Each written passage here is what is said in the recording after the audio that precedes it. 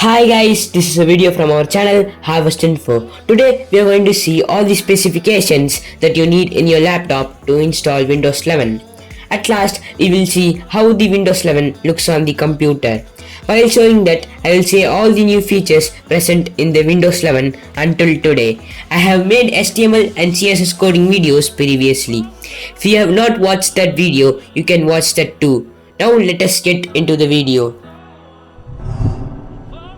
First, let us see the specifications that a laptop or a computer requires to install Windows 11. After I say all the specification, if you are using Windows 10 on your computer, you can use the PC Health app to check whether your computer is compatible to install Windows 11 or not. If it is tough to find the app in your computer, I will give a link in the description box. You can click on that and you can download it. First of all, we need to have a processor which should be 1 GHz or faster with 2 or more cores on a compatible 64-bit processor or system on a chip. Next, we need to have a RAM which should at least have 4 GB of space. Then we should have a system firmware which has a UEFI with secure boot capable. Moving on, we should have TPM or Trusted Platform Module with 2.0 version.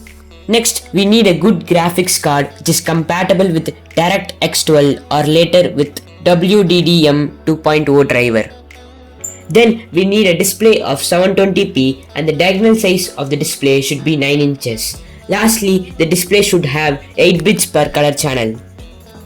Microsoft says that the Windows 11 Home Edition needs internet connection and a Microsoft account. Some of these features also need a Microsoft account, and internet is needed to update or install Windows 11. Now we will see how the Windows 11 looks in the computer. The first and obvious change that we see is the Start menu. It is placed in middle of the taskbar. Do not worry, you can change the Start menu to the left side as it would be in Windows 10 and other versions of Windows. Next, if I click on the Start menu, you can see that the UI has changed. Here we have two things. One is the pinned and the other is recommended. In the pinned one, we will have the apps that is already pinned by default and the apps that we pin. Then we have the recommend one. This consists of app files and folders that you recently opened or the apps, files and folders that you often open. Moving on, we have the most interesting feature. This feature is used for multitasking. Now if I hover on the maximize button, you can see that a new box comes. Inside that box, we can see that a lot of boxes are placed. If I click on one of them, you can see that the window adjusts itself to fit that area. This is a very nice feature and it does not take much time. So with this feature, we can do multiple tasks at one time.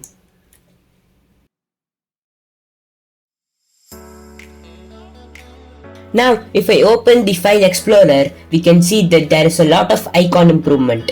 If I right click on some file, we can see that there is new icons for copy and paste. The same thing applies if you right click on the desktop.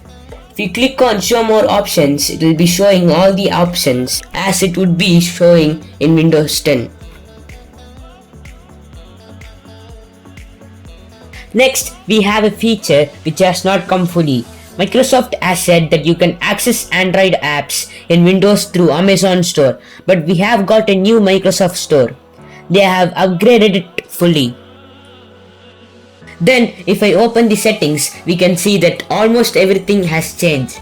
They have organized everything in a neat way. Now, if we go back to the desktop, we can see that there are 3 new icons present in the taskbar. The first one is the desktop. In this feature, you can create a new desktop. After creating a new desktop, it will be looking like the laptop is just got on. You can go back to your old desktop too.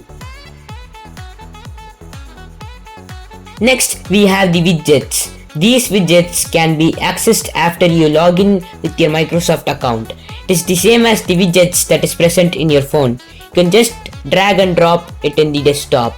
It can show you news, weather report, etc. Lastly, in the taskbar, we have the chat icon. This chat icon allows you to chat with someone in the Microsoft Teams. Microsoft Teams is a video conferencing app. Moving on, we have the universal mute button. This button allows you to mute your audio in all the video conferencing platforms. So if I click on this button, it will automatically mute our mic on any video conferencing platform.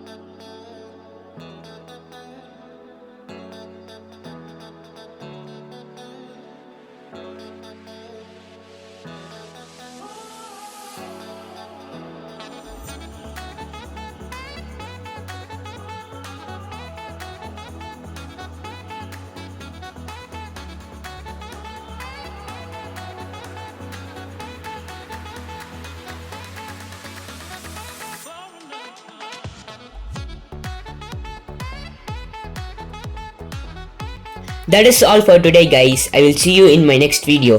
Thank you and bye bye.